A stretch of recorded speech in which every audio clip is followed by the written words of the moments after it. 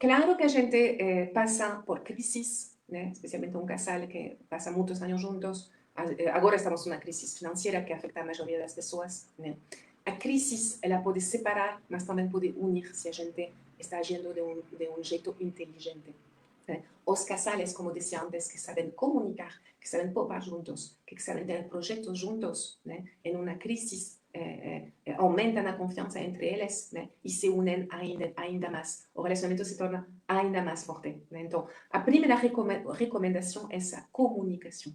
E não é fácil porque para a maioria dos casais, ainda mais, é difícil falar de dinheiro que falar de sexualidade. Olha só, é um tema ainda mais tabu que a sexualidade, né? Então, é muito importante superar o medo de falar de dinheiro, né? Enfrentar, mudar estas emoções, né? De limitações, como falar com o dinheiro, né? E falar com frequência, não só quando existem problemas ou desafios, né? Falar por lo menos uma vez por mês de finanças com seu parceiro ou parceira. Ter um hábito de comunicação em momentos de tranquilidade, não em um momento de briga, obviamente, né? Senão realmente, talvez, sentar, como eu faço, sentar a tomar um café, né? E ok, vamos falar de finanças, beleza.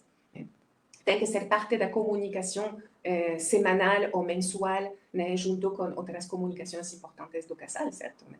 Então, é importante falar de dinheiro também quando não existem problemas, né? Fazer planificações, refletir juntos, né? Compartilhar, né?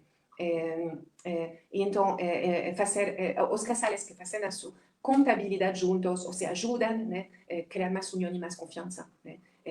Repito também, os casais que poupam juntos ou que têm metas em comum, né? Projetos em comum, concordam em coisas, né? E buscam recomendações para não acumular dívidas, né? Tem muito mais possibilidades de ficar juntos, de manter esse amor, né? Agir com respeito, né? E com sentido comum, né? Para realmente estar unidos, né?